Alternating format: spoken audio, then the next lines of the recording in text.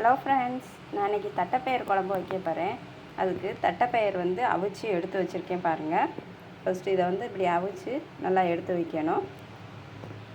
அதுக்கு தேவையான பொருட்கள்: வெங்காயம் 1 கட் பண்ணியிருக்கேன், தக்காளி 1, பூண்டு ஒரு 4 பூண்டு இடித்து வச்சுருக்கேன், கருவேப்பிலை. இப்போ எப்படி செய்கிறதுன்னு பார்க்கலாம் வாங்க.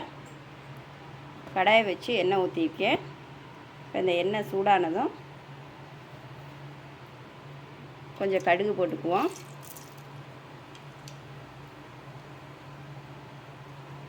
உளுந்து கொஞ்சம் போட்டுக்குவோம்.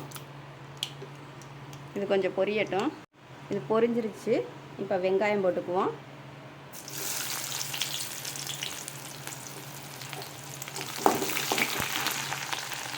இந்த தக்காளி, கருவேப்பிலை, பூண்டு எல்லாத்தையுமே இதில் போட்டுக்குவோம். பாருங்கள், எல்லாம் நல்லா வதங்கிருச்சு. இப்போ இதில் மிளகாத்தூள் போட்டுக்குவோம். 1 ஸ்பூன் மிளகாத்தூள், தனி மிளகாத்தூள். அதை போட்டு கொஞ்சம் நல்லா கிண்டிக்குவோம்.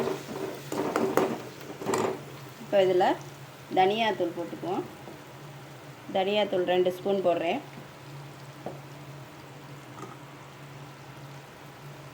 மஞ்சத்தூள் 1/2 ஸ்பூன்.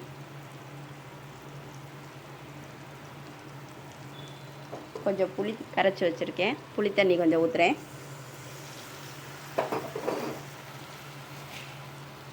இது கூட தேவையான அளவு உப்பு. இதெல்லாம் போட்டு மிக்ஸ் பண்ணிவிட்டு தண்ணி தேவையான அளவு தண்ணி கொஞ்சம் ஊற்றிக்குவோம்.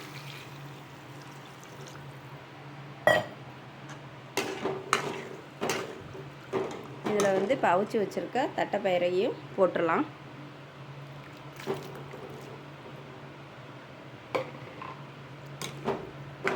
தண்ணி பத்தலைன்னா கொஞ்சம் தண்ணி சேர்த்துக்கலாம். கொஞ்சம் தண்ணி எக்ஸ்ட்ரா சேர்த்துக்கிறேன். கொஞ்சம் கொதித்து வரும்போது வற்றிடும்.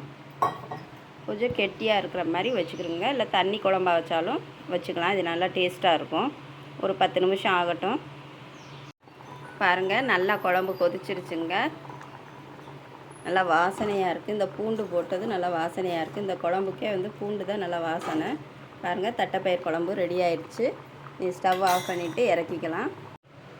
பாருங்கள், சூப்பரான நல்ல சுவையான தட்டைப்பயிறு குழம்பு ரெடி ஆயிடுச்சு. இதே மாதிரி நீங்களும் செஞ்சு சாப்பிட்டு பாருங்கள். இந்த குழம்பு ரொம்ப நல்லா டேஸ்ட்டாக இருக்கும். ஒரே சாம்பார், புளிக்குழம்புன்னு வச்சு சாப்பிட்றதுக்கு இதையும் பயிர் குழம்பையும் வச்சு சாப்பிட்டோம்னா ரொம்ப நல்லாயிருக்கும். சாப்பிட்றதுக்கும் ரொம்ப விரும்பி சாப்பிட்லாம். இந்த வீடியோ பிடிச்சிருந்தால் லைக் பண்ணுங்கள், சப்ஸ்கிரைப் பண்ணுங்கள்.